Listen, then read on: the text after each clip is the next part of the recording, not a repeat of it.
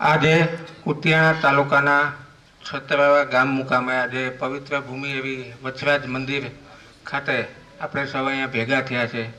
તો ભેગા થવાનો હેતુ શું છે એ હું તમને પછી સમજાવીશ. અને અહીંયા આપણે જે આમંત્રણને માન આપી અને મહેમાનો ઉપસ્થિત થયા છે એનું સ્વાગત આપણે પહેલાં કરશું શબ્દોથી. પુષ્પગુચ્છથી સ્વાગત થઈ ગયું, પણ આપણા દેશની પરંપરા અને સંસ્કૃતિ એવી છે કે આપણે મહેમાનોને જેને આમંત્રણ આપ્યું હોય એને આપણે સ્વાગત કરવું જોઈએ.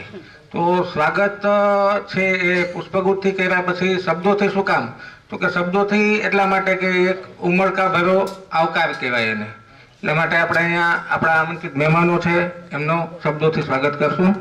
સૌપ્રથમ આપણા મુખ્ય મહેમાન જે છે પરમ પૂજ્ય શ્રી રણજીત દાદા, જે છત્રાવાના વચરાજ મંદિરના ભુવાતા છે અને આપણા મુખ્ય મહેમાન પણ છે અને યજમાન પણ છે, કારણ કે આપણે સૌના આંગણે છે અત્યારે.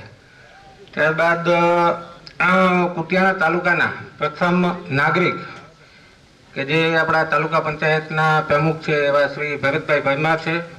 કુતિયાણા તાલુકા પંચાયતના તાલુકા વિકાસ અધિકારી શ્રી ભેડા સાહેબ, નિવૃત્ત મદદનીશ પશુપાલન નિયામક છે ડૉક્ટર વી આર મોઢવાડિયા સાહેબ, તાલુકા ભાજપના પ્રમુખ છે મસરીભાઈ. એ સૌનું આપણે અહીંયા આજે તાલુકા કક્ષાની જે પશુપાલન હલો એમાં આપણે સૌનું અંતઃકરણપૂર્વક સ્વાગત કરીએ છીએ. ત્યારબાદ અહીંયા જે કાર્યક્રમ આપણે રાખ્યો છે તાલુકા કક્ષાની પશુપાલન શિબિર, તો એનું છૂટા શબ્દોમાં આપણે અર્થઘટન કરીએ તો તાલુકો એટલે આપણો કુતિયાણા તાલુકો અને પશુપાલન. તો પશુપાલન વિશે તો સૌને ખ્યાલ જ હોય, કારણ કે આજકાલનો કોઈ નવો ધંધો નથી. એ આદિ અનાદિથી આપણા બાપ દાદા પણ પશુપાલન કરતા આવ્યા છે.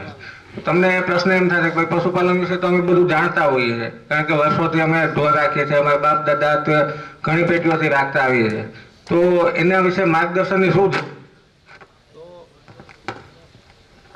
ઘણીવાર એવું થતું હોય કે આપણી જૂની રૂઢિઓ અને જે પરંપરાઓને આપણે અનુસરી અને ક્યાંક કોઈ એવું મેનેજમેન્ટ થતું હોય કે જેને લીધે આપણે પશુપાલનમાં નુકસાન જતું હોય.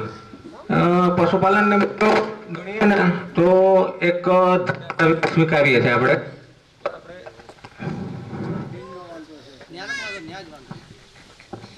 હલો, હા, આપણે બધા ગુજરાતી છીએ અને ગુજરાતીની આખી દુનિયામાં છાપ એવી છે કે વેપારી કહેવાય.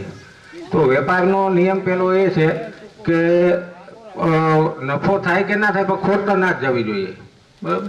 તો અત્યારે આજે પરિસ્થિતિ પ્રમાણે પશુપાલનમાં આપણે કોઈને મોઢે સાંભળીએ કે ભાઈ અમારે તો આટલી બધી ભેંસો છે છતાંય અમારે પૂરું નથી થતું, ખોટ જાય છે.